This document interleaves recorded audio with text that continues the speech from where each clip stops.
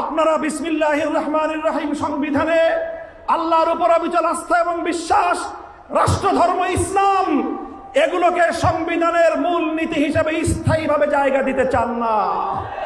আপনারা এমন ভাবে এগুলোকে সংবিধানে রাখতে চান যে কোনো মুহূর্তে আবার খায়রুল হকদের মতো কোন বিচারপতি কলমের খোঁচা দিয়ে এগুলোকে সংবিধান থেকে মুছে ফেলতে পারে। তাই আমরা সংশোধনীর মাধ্যমে নয়, সংস্কারের মাধ্যমে জাতীয় সংবিধানে স্থায়ীভাবে জুলাই সনদের স্পিরিট বাস্তবায়নের দাবি করতে চাই। এই গণভোটের রায়ের সঙ্গে যদি বিশ্বাসঘাতকতা করা হয়, জনগণের অধিকারকে যদি রাষ্ট্রীয় ক্ষমতার জাতাকলে পিষ্ট করার চেষ্টা করা হয়, আবার জুলাই হবে, আবার যুদ্ধ হবে, আবার লড়াই হবে, আবার সংগ্রাম হবে ইনশাআল্লাহ।